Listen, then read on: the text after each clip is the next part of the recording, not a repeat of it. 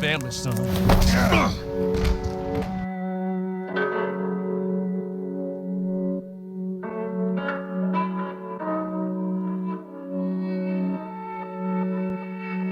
Resident Evil 7 took a bold new step in the series by looking to its survival horror roots and updating it for modern audiences. Where the first 3 numbered titles were fixed camera, the following 3 were over the shoulder, Resident Evil 7 made the leap to the first-person view. Did it work out? I'd say mostly. The game went back to its roots of survival horror and getting us to play as who is essentially the everyman character, departure from previous protagonists in the story of Resident Evil. RE7 is mostly self-contained story that doesn't really tie into the series lore until it plays its hand at the end of the game, and uses the DLC to tie it all together. So let's dive into Resident Evil 7 now that it's been 4 years since its release, and Resident Evil 8 is on the horizon. Do note that there will be heavy spoilers for Resident Evil 7, you can use timestamps to jump around. I'll provide some additional links to some information I pulled from behind the scenes looks to GDC talks. Hit boy's got to eat! He got to have his supper! So, how did the series get here? Capcom went about as far as they could in the direction they took with the previous numbered titles with 4, 5, and 6. And while they all sold well, they made the right decision instead to move back to the roots of what made us fall in love with Resident Evil in the first place. From Resident Evil 4, they created a template that turned the gaming world upside down, took it as far as they could with Resident Evils 5 and 6. It worked well, with Resident Evil 5 selling over 13 million copies and 11.2 million copies for RE6.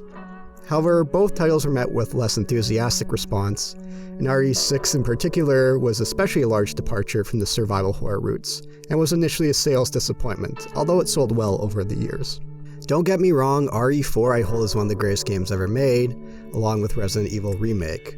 Resident Evil 5 has its merits, and I owe the name of my channel to it. Just hold on, Sheva!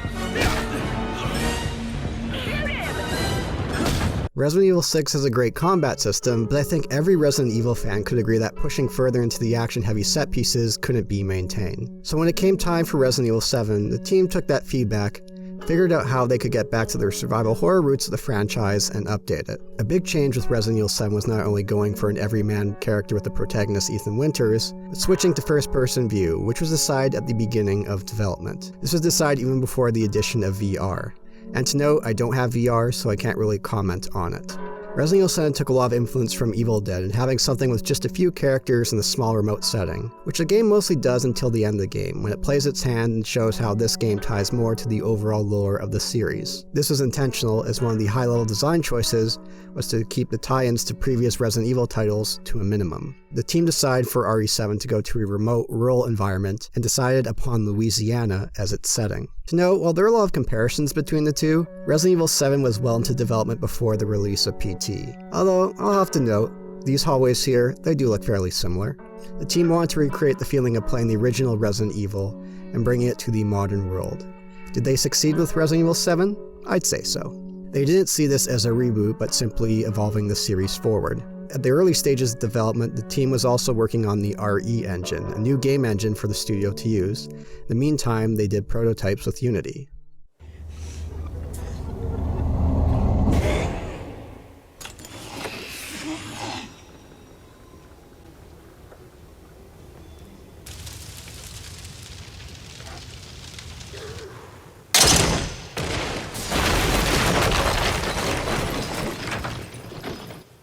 Resident Evil 7 starts with an interesting, yet simple setup. We got this message from a woman, Mia, sending much love to her husband, Ethan. It's really charming. I cannot wait to be done with this babysitting job and come home to my loving husband. I miss you. Then we get this really interesting bit. Ethan, you were right. I did lie to you. I shouldn't have, but all I can say is that if you get this, stay away. As Ethan, who we're playing as, we get a message 3 years later to come and find her. Simple, it's straight to the point, and there's a lot of intrigue right off the bat in starting RE7. What was Mia lying about? What was Ethan right about? What's their relationship like? How did she end up in Louisiana? What happened during those 3 years? To know, it's also nice to have someone who's actually married in the series, let alone a relationship. Relationships have always been kind of a running joke in a number of memes that popped up over the years, with Chris wanting Leon to continue the Redfield bloodline, a relationship between Jill and Chris, or Leon and his on and off relationship with Ada. And honestly, if Capcom wants to retcon some things, I look the other way if they let Carlos take a sip out of that tall drink of water and have a bite out of that Jill sandwich and let them be together. But back to Resident Evil 7. That's enough to give us motivation. 3 years thing we'll come back to later, as it does create some issues with the plot. But it's nice to come into this game, and with one of the goals being that the team wants something that didn't exactly tie to the larger lore until later in the game, it's a fantastic start. Enjoy the daylight here because it's the last we'll see of it for a while. 4 years later, this game still looks absolutely stellar and with what they're going for with the RE engine. The game takes a bit of time to build up to that first encounter, or even giving us a gun. We'll come across a videotape of an internet series of people examining this house. The limited time we have with these characters is great in how it builds them up, how they bicker with one another, and how they turn to concern later, and we get some mention about the Baker family. I was an anchor, you know? Weekend sub, Pete. Not anchor. What's that?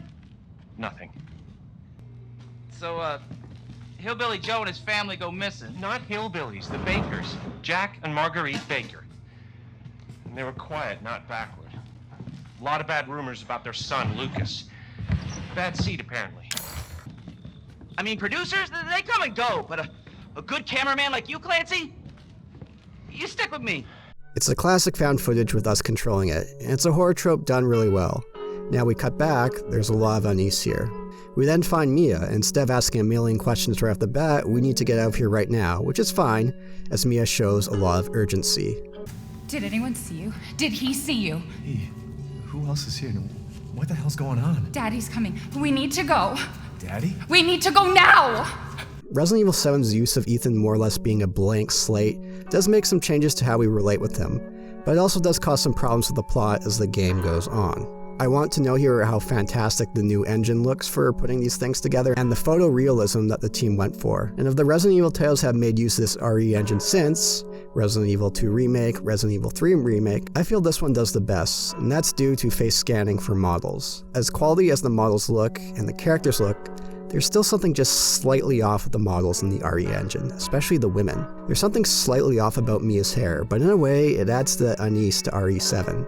Compare that to Claire or Jill in the Resident Evil 2 and 3 remakes. As good as they look, there's still something just a bit off when compared to the models they were based off of. Could get a bit uncanny valley at times. Back to Mia, this conversation with her where she's jumping back and forth, trying to remember what is what, gets us asking a lot of questions in our mind. We know something's not going right here. Although Ethan takes it in stride. Eventually we'll lose Mia, but then...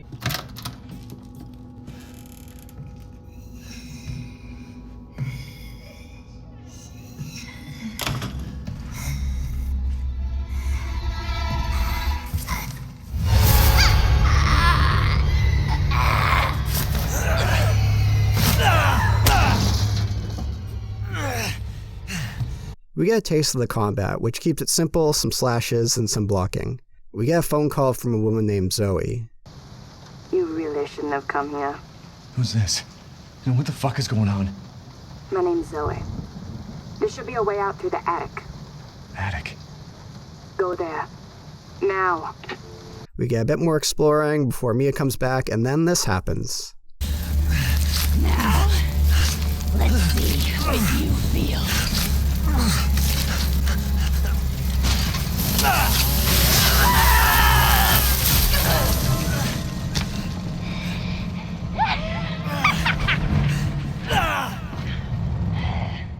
Let's give a hand for Ethan, ladies and gentlemen. But seriously though, this is a moment where I see a lot of people point to a lot of plot issues that come up. After this incident of getting her hand cut off, people lost all sympathy or care for Mia, which does come back later at a crucial moment. Yes, she's Ethan's wife, but that's all we really know so far, and we don't understand much of the relationship at this moment, so why exactly should we care? In the GDC talk on a postmortem of RE7, here's what the team said about this scene. The scene early on where you get your hand cut off was the result of our art director lamenting over the fact that there wasn't enough punch in the early scenes. So Koshi thought that we'd certainly make things interesting, but how would players come back from that? We'll get a pistol and deal with Mia again with more dialogue that she's clearly fighting with something in her mind, and there's a heartbreaking end to it.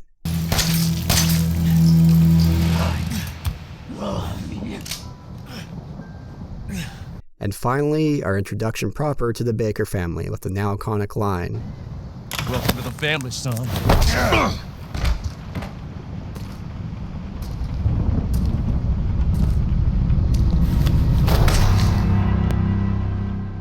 It's one hell of an introduction. And just like that, we get our hand healed up, which is, okay. Well, we'll come back to that later. Now the iconic meal. This has become a very well-known scene. We learn a lot about the Baker family, who they are, and how they interact with one another. And look, more arms being lost. We'll cover that later. Do notice the old woman here at the table. It's interesting the behind-the-scenes footage watch some of the dev team play the scene now as a test to see if it would work okay. どうしたの？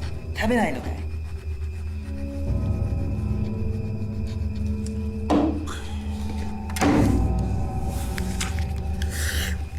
美味しいのに。好き嫌いは良くないぜ、おっさん。せっかくおふくろが腕によりをかけてよ。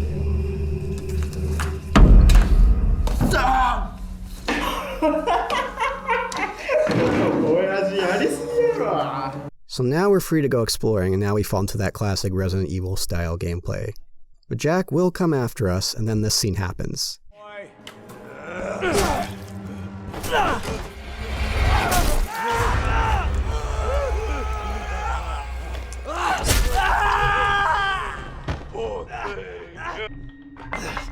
You better now?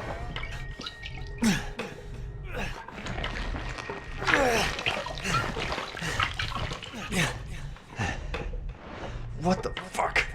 So actually, this isn't my footage, as I got away quick enough here, but now, that's another limb that we could just reattach. Fuck is going on here? Why did that work? RE7 will explain it later, but it also creates some issues with the plot. And finally we make it to a save room. There's no limited saves like ink ribbons here, and the music is haunting, but there's also a tiny ting of hope.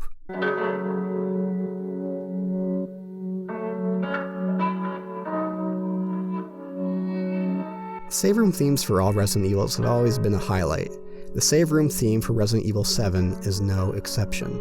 So at this point we're mostly free to roam around, and as great as that intro is, you can't exactly fly your way through it, like skipping cutscenes in previous titles in the series. Sure, you can now have a save file here for each time you decide to replay, but I wish RE7 gave you the option just to jump right ahead and start at the mealtime scene, especially when you compare it to previous titles when we could get into the thick of things very quickly. That said, on the first playthrough, Resident Evil 7 does a great job of setting up the mood and the story, what's at stake, and the atmosphere. All great stuff. I told you, don't you fuck with me.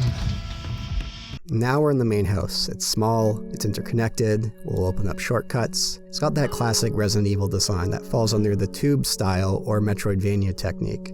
And yes, the team themselves even mentioned the term Metroidvania. This was accomplished with either linear, or what we call tube style design, or through more Metroidvania-like progression. It's a nice return to the roots that 4, 5, and 6 drifted away from.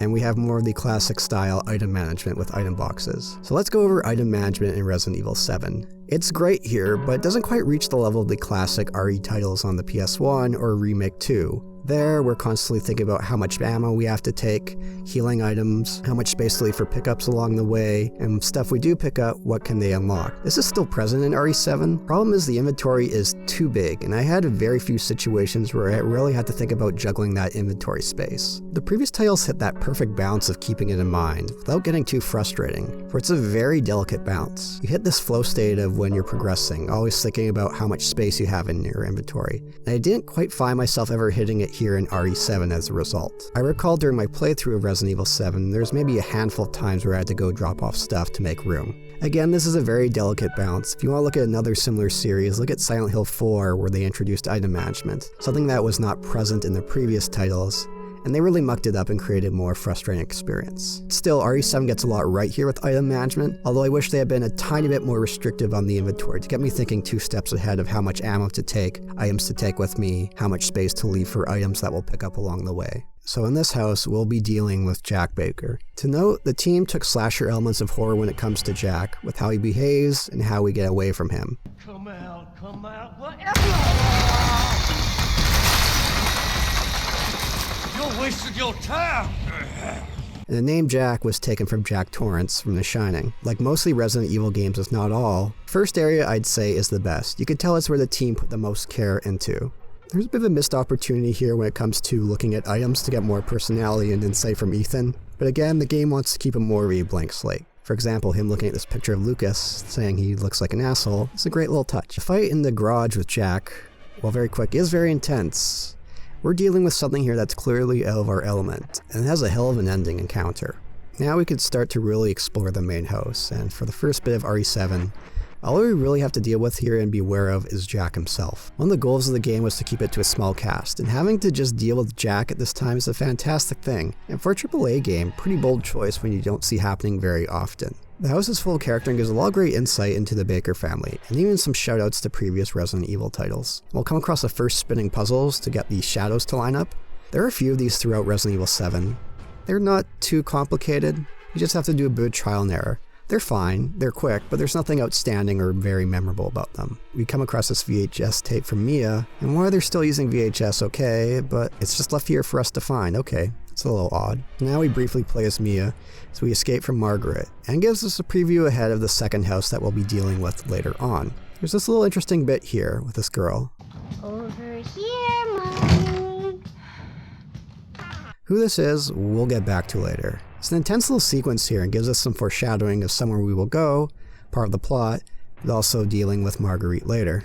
Eventually we'll make our way into the basement, and the game does a great job of building dread for it. This is our first taste of the molded enemies.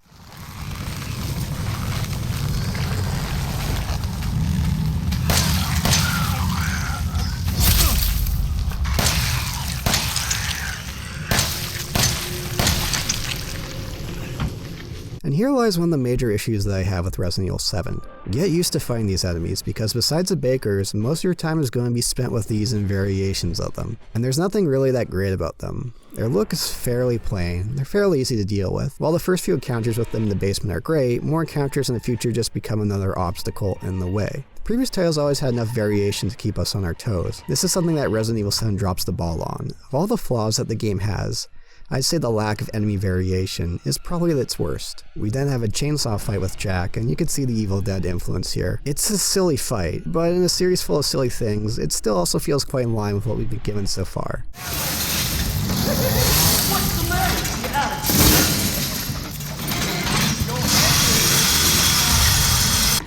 Do me a favor and stay dead. That smells good, don't it?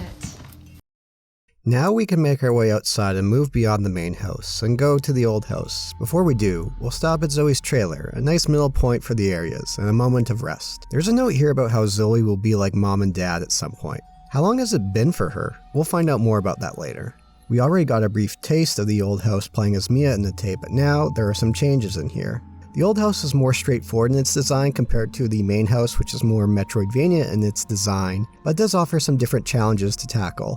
Here, the game goes more for body horror, which the devs talked about as their focus for Marguerite. Depending on what kind of horror gets you the most, you may be like me and find the encounters with Marguerite more terrifying than Jack.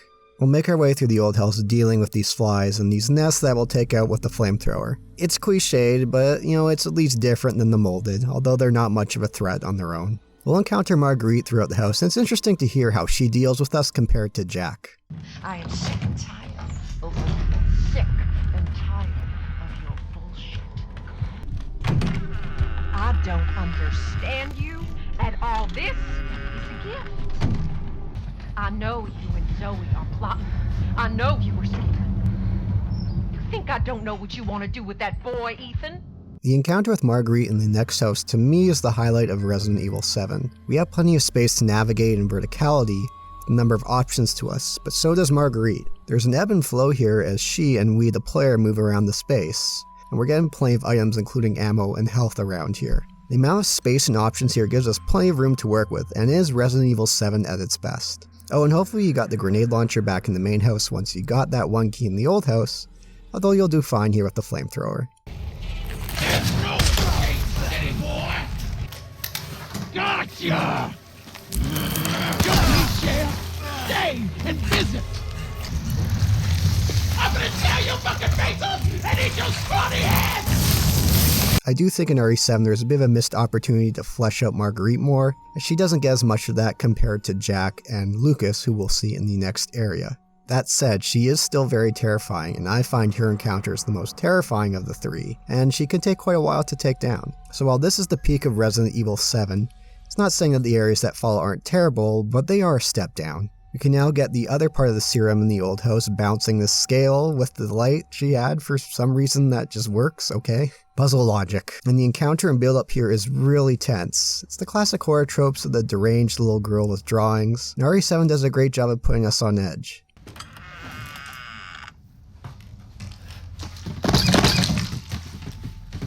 And gives us some insight and foreshadowing of what to expect. Because as we know in horror games, whenever you pick up a key item, something always has to go wrong afterwards.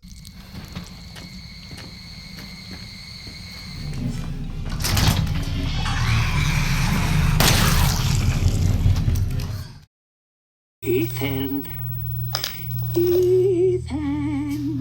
Of the Bakers, it's now time to go deal with Lucas, who has both Zoe and Mia. Whereas Jack was influenced by slasher films, Marguerite by body horror, Team of RE7 made use of psychological horror for Lucas. Note that this isn't like the psychological horror in, say, Silent Hill, but more in dealing with someone who isn't alright in the head, but is also brilliant and not to be underestimated. We do have a bit of backtracking through the main house to open up areas that weren't accessible before. Now the house will have the molded around. As mentioned earlier, the fights with the molded and the lack of enemy variety here is Resident Evil 7's biggest flaw. Beyond a few variations to them, there's not much to it. It's just easier in a lot of cases to just run past them and save your ammo while you can, and time. Going to Lucas's room and getting insight to how deranged he is, but also how brilliant he is at the same time. It's all great stuff. It helps build up for the encounters with him. We have another videotape and we'll get a small little puzzle section of trying X item with Y placement as another character, which they will meet their end. It's pretty gruesome stuff, and being the first person helps RE7 take this part to the next level with what happens to us.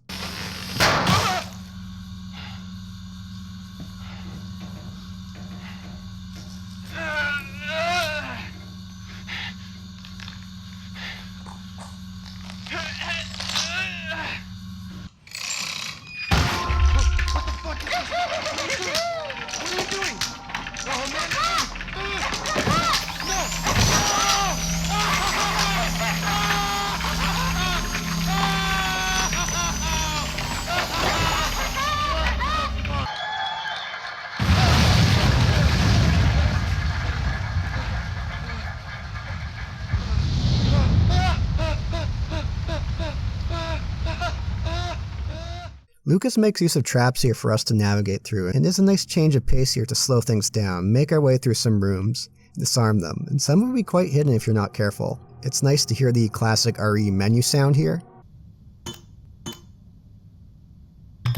No, it's 0514. You're so close to 0451, Lucas.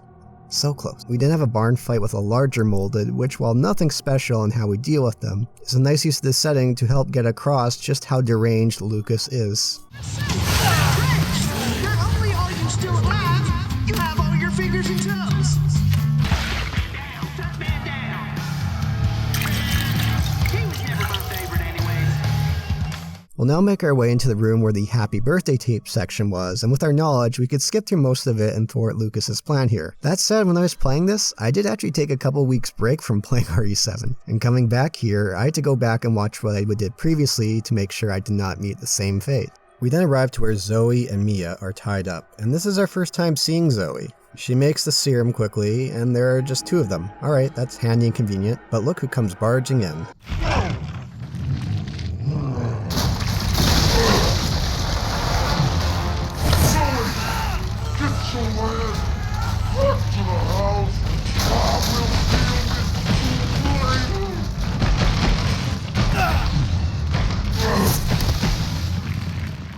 In certain ways, this fight with Jack here reminds me of Mendez in RE4, just the aspect of going up and down to attack his weak points. It's nice of him to give these big glowing eyes for us to attack as the weak point. The more things change, the more they stay the same in video gaming, isn't it? But to take Jack down, we end up using one of these serums. Now we only have one serum, and now we get to the choice between Zoe and Mia.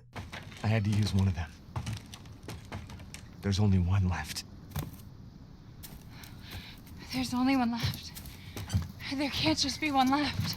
What the hell are we gonna do now? And here lies the largest issue with the story in Resident Evil 7. I'll go over this part more, especially in my Fixing the Narrative of RE7 section, the information we learned from the rest of the game, but let's cover it now with the information that we currently know. There's so many things I could say about this part, but I'll try to keep it fairly brief. I mean, why not a half dose of each? Would that have worked at least?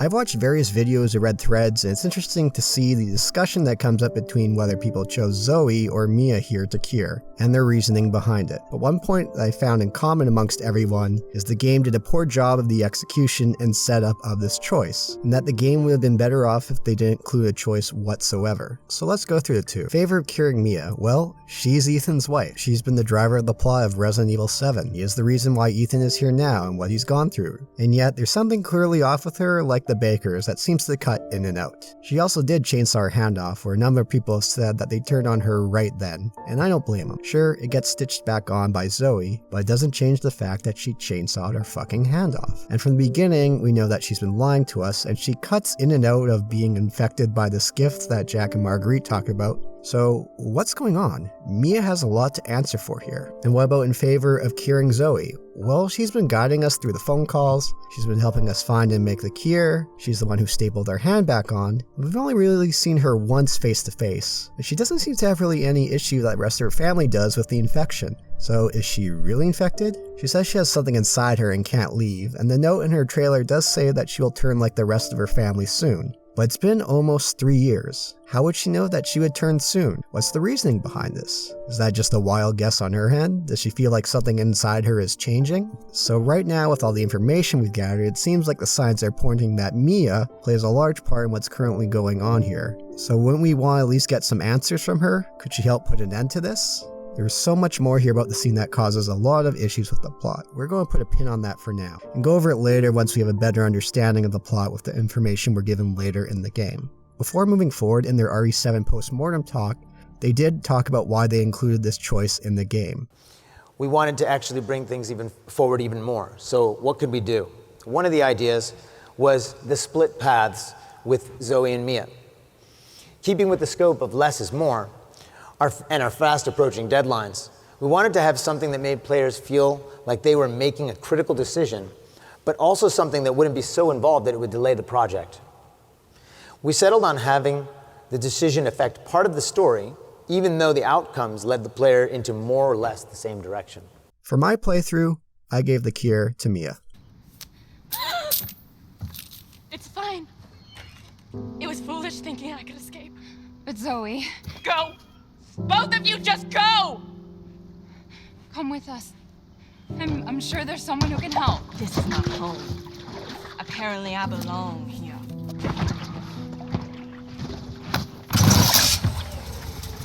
I'll send help. Don't bother. There won't be anyone left to help!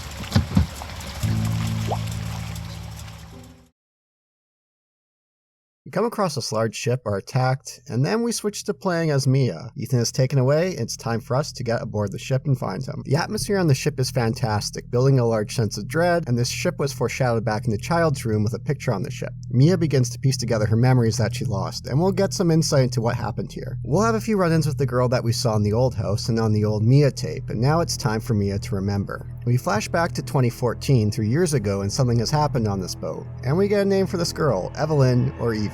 Okay, Evie, where are you?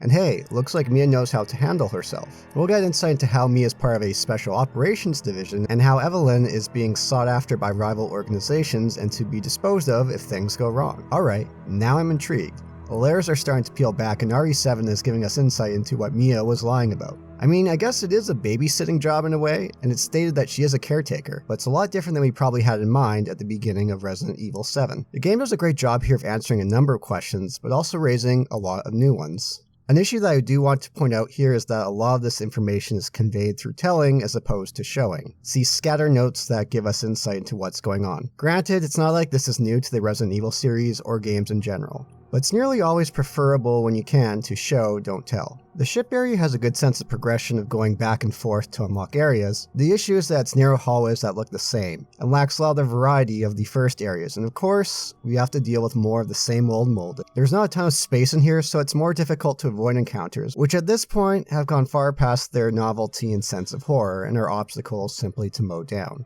At least RE7 gives us remote bombs we could use against them now, which are really satisfying to use. We cut back to the present day now that Mia has her memories back. It's time to rescue Ethan.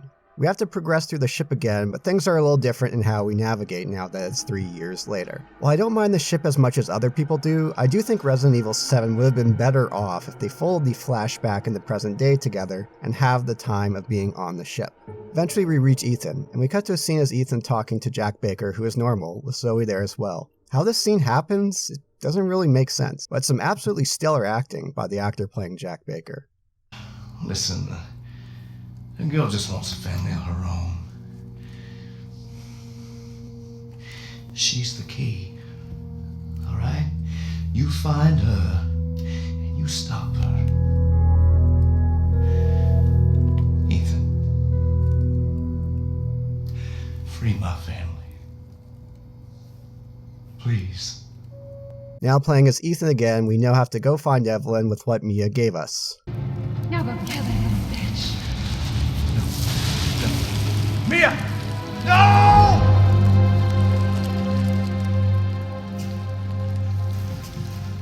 Okay, you little bitch. Where the fuck are you?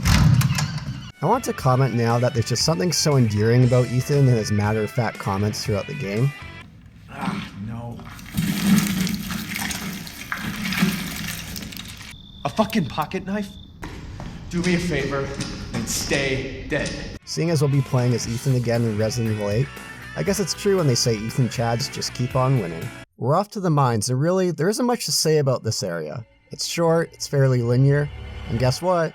More molded. However, it's much more open than the ships, so it's just easier to run around them. I guess it's more about setting up the DLC where we'll be down here afterwards. We have a number of notes here that really answer a lot of plot questions. In the span of 2 rooms, we get basically an information bomb. Again, it's a case of telling as opposed to showing, but c'est la vie. So it turns out for the last few years, Lucas has been cured, at least in regards to being under the control of Evelyn. Which makes me wonder, what was Lucas like in that time frame where he was under her control? If he's as deranged as he is now, what would he have been like then? We get more insight into how Evelyn wants a family. Now she's looking old. We learn about this infection, the E-series, or Evelyn, and how it works. So we learn that the first stage in the infection, one of the side effects is that the subject gains regenerative abilities. So, Ethan is infected. That explains the hand and the leg.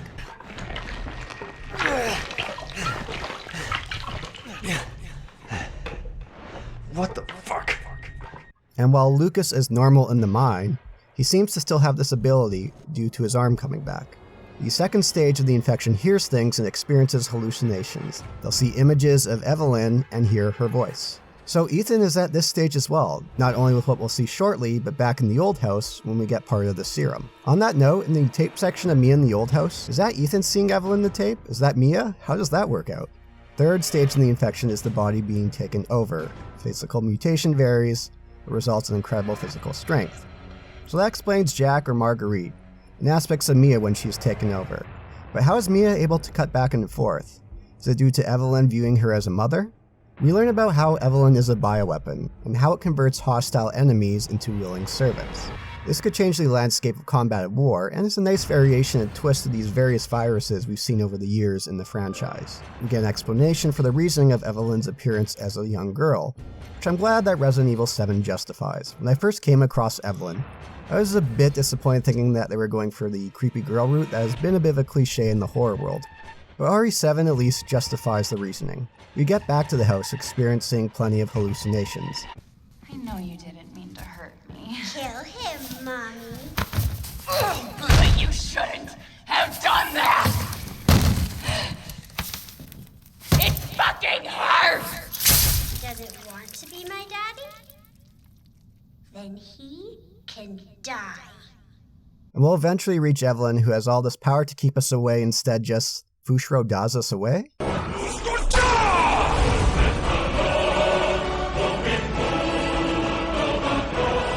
We just block and move our way forward. Okay, that was really lame, and for a better lack of a term, video gamey moment. I'd been fine if RE7 here just took this as a cutscene, with Ethan approaching Evelyn saying he wanted to be her daddy, and when she lets her guard down, he uses the serum on her.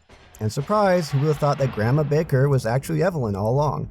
Which we had a bit of foreshadowing in one of those emails from Lucas. And then we get this comically goofy fight with Evelyn, but luckily we have some backup. We take Evelyn down here and a familiar face appears. I'm Redfield. Oh my god! What's wrong with your face? Granted, it's a bit of a running joke now how much Chris's appearance seems to change throughout the series. But here he looks like he's really off steroids and hasn't been punching many boulders as of late. But really now, we get on the helicopter with Mia, and boy, there's going to have to be a long conversation between those two afterwards. Oh, and Mia has plenty to account for, doesn't she? And look at this, Umbrella. So I'm guessing here as well that Ethan gets cured as well from the team that rescues him, and we'll see later in one of the DLCs that they do have a cure for it. Oh, unless you decide to cure Zoe instead, in which the game mostly plays out the same, except both Zoe and Mia die. Fuck you, supporters of Zoe.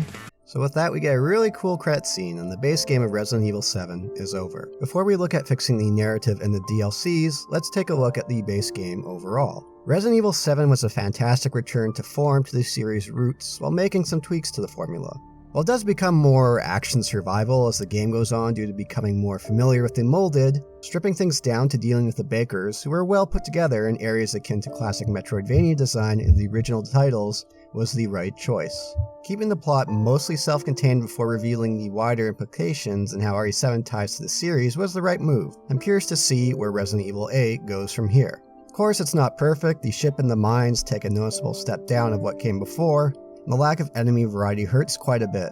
Some of the plot is really messy, but granted, what game isn't? Especially considering how convoluted and overcomplicated the lore of Resident Evil has gotten over the years. So on that note, let's take a look at some of the ways we could fix the narrative.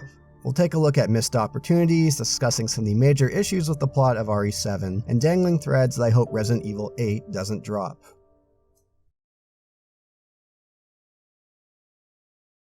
Okay, you little bitch. Where the fuck are you? To know, this is all hindsight being 2020, and it's just one person taking a look with some thoughts. Game development is unbelievably complex and has so many people involved in moving pieces, with constant changes to the plot being very common. That said, let's jump into it. One missed opportunity right off the bat in Resident Evil 7 is not making use of much of the Louisiana setting as they could have. Louisiana does have an interesting culture that RE7 could have leaned more into instead of just using as a backdrop. Another missed opportunity that could have been used to build more tension and horror is make use of the fact that Ethan is infected. Having a race against time to make sure we don't meet the same fate as the Bakers or the Molded is a really easy way to raise the stakes and tension, which Resident Evil 7 doesn't really take advantage of. Hell, if they wanted to go hard with multiple endings, they could have had certain actions lead to a bad ending where Ethan does become fully infected. And on that note of multiple endings, let's go back to the biggest issue with the game's plot. That being between the choice of Mia and Zoe. Again, this was the team's reasoning behind this choice for RE7. We wanted to actually bring things forward even more. So what could we do? One of the ideas was the split paths with Zoe and Mia. Keeping with the scope of less is more, and our fast approaching deadlines, we wanted to have something that made players feel like they were making a critical decision, but also something that wouldn't be so involved that it would delay the project. So there's a few ways we could take a look at this in hindsight and correct this issue. Firstly, I just say, take this choice away. Let the other characters have agency here in driving the plot. One that pops into my mind right away is have Zoe just use the cure and leave us to our elements. Why? Well, because she's justified in doing so. She knows that Mia has some part to play with Evelyn being here and what it did to her family. She simply could have cured herself and say, hey, that chip you came in on, Mia, go check that out. And Mia and Ethan could have went there trying to fight off Evelyn's control to see if there was something there you could do about the infection. It would have been one way to really raise the stakes as we come to the concluding chapters of Resident Evil 7, not knowing if there was a surefire way to cure Ethan and Mia. On that note of Mia having a part in what happens in RE7, I really hope that Resident Evil 8 doesn't drop the ball on this, because Mia has a lot to answer for. She's more or less a bioterrorist working at this organization. I'm curious to how much Ethan knew, as he was aware that she was lying, but to what extent?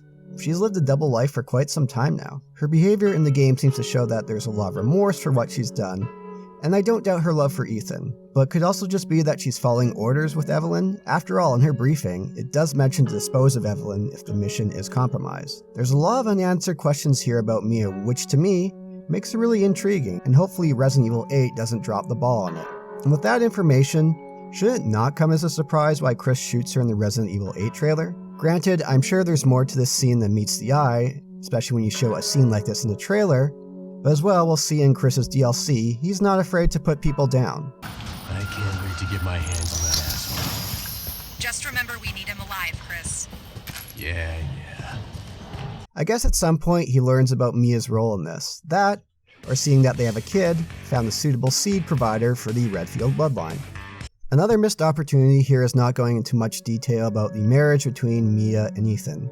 And I've read people saying that they chose Zoe for the serum. One of the reasons is that we don't really know much about Mia beyond the fact that she's Ethan's wife, and that wasn't enough for them. We don't really know the history between the two of them. Granted, the team of Resident Evil 7 want to keep Ethan more of a blank slate, but when you have someone that's a blank slate that's married and has such a large role in the plot, that can create a lot of issues, which happened here. So what's a way of fixing this?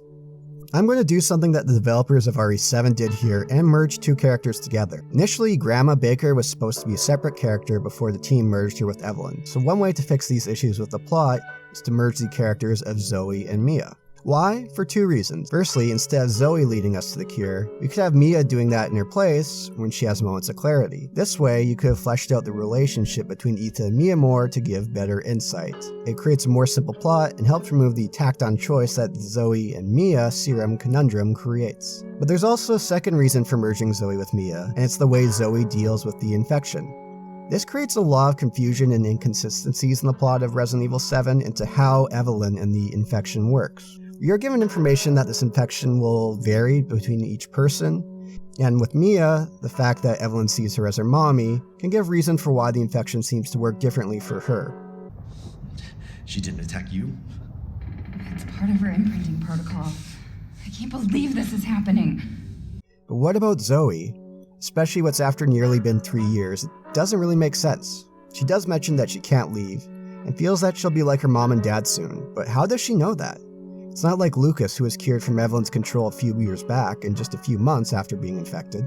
And on this note of 3 years, I think having such a long time frame between the shipwreck and when Ethan arrives wasn't necessary and creates a lot of plot issues. Resident Evil 7 could have made do with that time frame being a few weeks or months. In that case, you could say that Zoe was able to resist it for some time, feels like she's going to be infected soon, and that feels much more in line than 3 years. Sure, 3 years did give Evelyn enough time to kidnap people to try to create a family with, but I think a few weeks or months could have sufficed here, and you could have had something molded come from the ship to the house.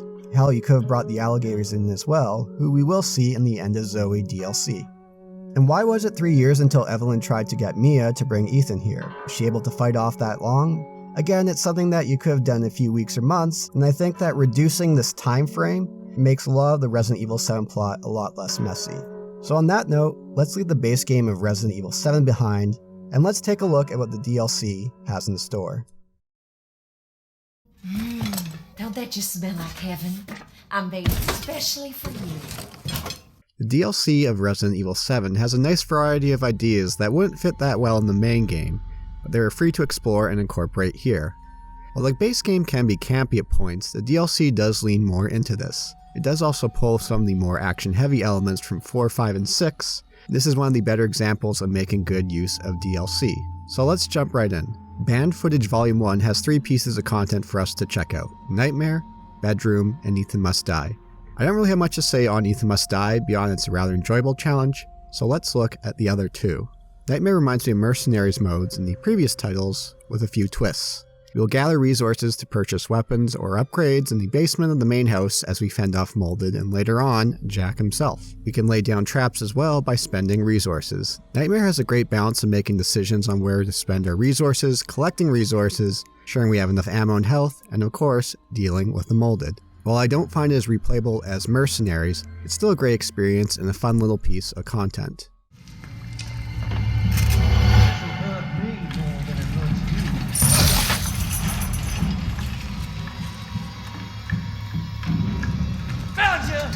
bedroom has us chained up in a bedroom in the main house, with Marguerite bringing us a delightful meal for us to enjoy. One of the main issues with the base game of Resident Evil 7 was wishing we had more time with Marguerite, so it's nice that we get some more time with her here. Having us locked up in bed, having her straight in our face is pretty daunting. Wow, this looks delicious. Really, it looks great. Oh, good. Our goal is to escape from the room, so as we free ourselves, we have to navigate through the room to find items and solve puzzles to make progress. There will be points where noise will be made, and we have a timer to get back in bed. So we have to make sure everything is in order, or else Marguerite will catch us. There's some fantastic tension here as she comes in the room, making sure that everything was in order as it was. Huh? Has someone been in here?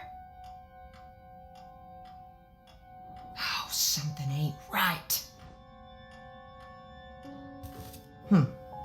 Well, everything seems in order. Now hold on just a minute.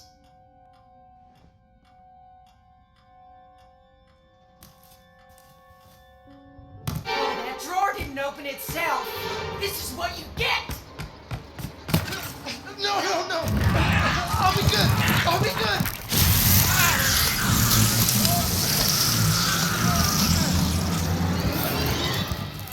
Of course, there's some bizarre puzzle logic here, but hey, that's the Resident Evil series for you. While it's fairly straightforward, the bedroom DLC is a great piece of content full of tension and giving us more time with a character who I wish had more screen time in the base game.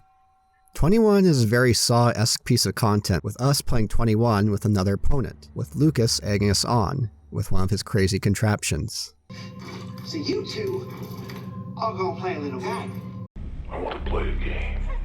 This can get pretty gruesome, and Resident Evil 7 making use of the first-person perspective makes these finger removals that much more gruesome. I guess you both lose. Why? Why, fuck?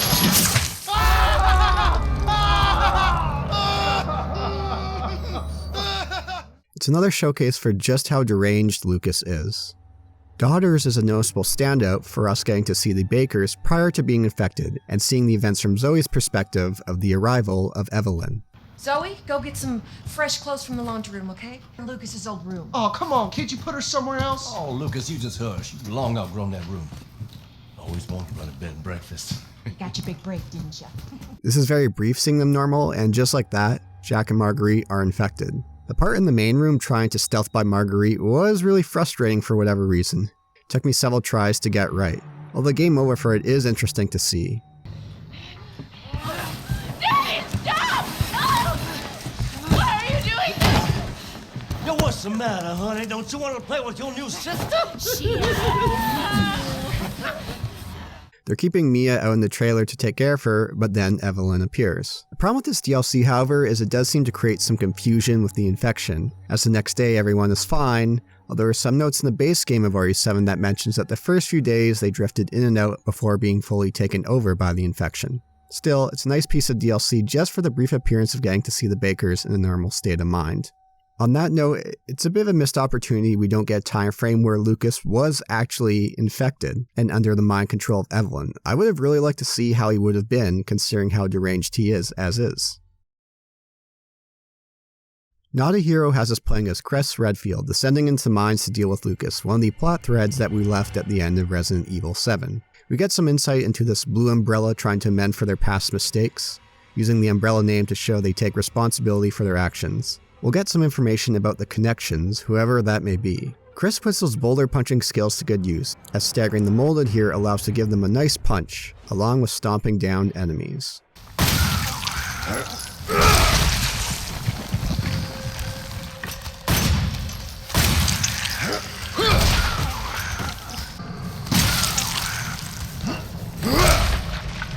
We'll find a few of our men down here falling into Lucas's trap. Was this a case of Lucas being brilliant, them being buffoons, or a combination of the two? From our down comrades, we'll pick up additional equipment like night vision or a breathing mask, which leads me to wonder, why didn't Chris have this on in the first place? We have some new molded to deal with who are invulnerable unless we pick up a different kind of ammo, at which point they drop like a sack of potatoes. We'll go through 3 areas, each with their own different challenges and rewards. While separate, each area does have some looping design akin to the house. While it's nowhere near as enjoyable or as intricate as the main house, they're still well-designed areas. After a few more encounters, we'll make our way into the lab section and get more insight into Evelyn, Lucas, and the researchers that he worked with.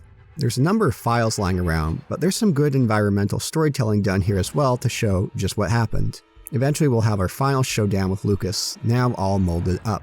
This is a fun little fight to end the DLC, pulling more of the action-heavy focus on 5 and 6, which the DLC has been making use of.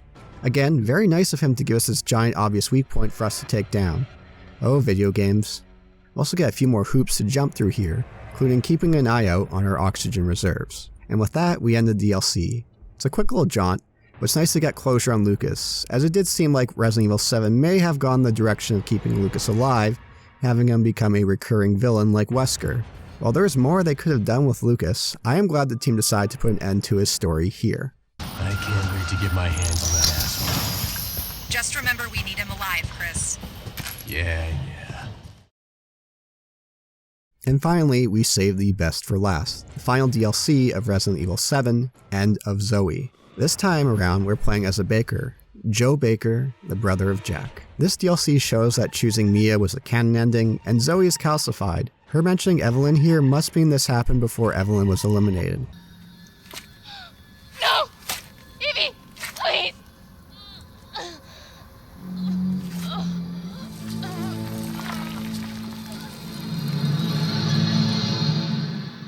Which again, the whole issue of being nearly 3 years when the Bakers were infected, that has to happen now, is a bit of an issue with the plot, but we already covered that. While I find the term overused, it is fitting to say Joe Baker is a total badass. His appearance reminds me a lot of the Overseer in Fallout 1. A cure has been brought for Zoe, so we have to go get it, but of course there's complications along the way. And Resident Evil 7 here dials up even more of the camp by Joe just punching everything in sight, and it's super satisfying. Alright, you moldy motherfucker. I see fuckers with my bare hands.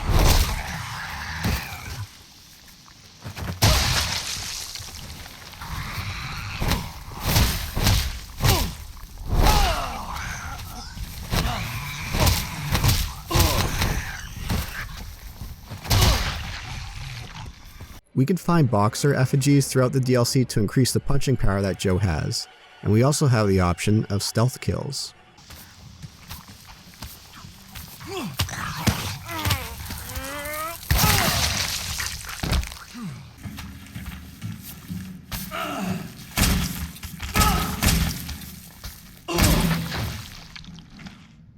We'll also get some throwing spears, which are quite satisfying to use and allow us to take care of new enemies, gators. It's too bad that the base game didn't include the gators in. The gator fights slow things down to make sure we take them out before moving forward, and there's that tension of keeping a distance and not getting too close, for even Joe's bare hands aren't enough for them. We have small sections that will loop around before we progress forward or hit more roadblocks in getting Zoe the cure. There's a great little boss fight in an enclosed area about halfway through the DLC on a derelict ship. Joe not backing down to anything here and wanting to protect his family is really endearing. And RE7 does this in a very short period of time, so props to the team. Take this!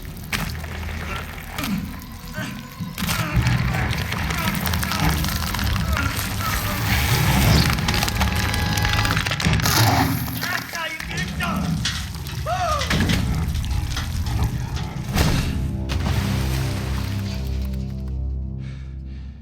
We got the serum, but of course things aren't that easy, for Zoe gets taken away. We'll then discover that the molded that takes Zoe away is Jack? Wait, didn't we use the serum on him as Ethan? Shouldn't he be gone now? I'm a bit confused by this. We'll eventually make our way to the house, and what's this lying here? What the hell is this? One of their fancy toys?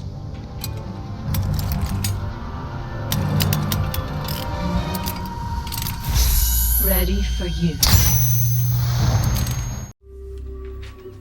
I love the power glove. It's so bad. So Resident Evil 7 kicks it up a notch here with this gauntlet, giving us even more power. And to end off this DLC, we end up back in the main house for a one-on-one fight with Joe's dear brother Jack. This is a simple yet fun little fight in regards to timing of the charging up the gauntlet and dodging Jack's attacks. You remember me, right? You remember the time I broke your nose when we were kids? You remember when I clotheslined you into the smoke? With that, Zoe's cured and she gets a phone call from a familiar friend. You didn't forget about me. I told you I'd send help, and I always keep my promises. Thank you, Ethan. And with that, my friends, we end the story of Resident Evil 7. Resident Evil 7 was not only the Resident Evil series regaining its footing, but Capcom as well. Capcom had a bit of an up and down period in the late 2000s to the early 2010s. This is a time frame when they strayed away from a lot of their core strengths to try to implement more Western trends, or farm out work to Western studios. With the taint of key staff like KJ Inafune gone as they left to work on other projects, Capcom went back more to their roots with some of their franchises, with Resident Evil 7 revitalizing the series. They followed this up with the phenomenal Resident Evil 2 remake, although had a bit of a stumble with RE3 remake, but Resident Evil Village looks like a step in the right direction. So, where does Resident Evil go from here? Well, in May of this year, save for any delays, we'll have Resident Evil 8, continuing the story of Ethan and Mia Winters. This game looks to pull a lot from Resident Evil 4 in regards to its setting and tone, and from what we've seen so far, we'll probably have much more ties to the series lore as a whole and cover some of the dangling threads left by 7. It's also nice to see Chris looking back to his old self. Oh, and is it me? Or is Chris the same voice actor of Carlos in RE3 Remake? Sorry, Ethan. Take him away. It's alright, you're going ahead. I'm not gonna die on you, leave you in a cold, cruel, Carlosless world.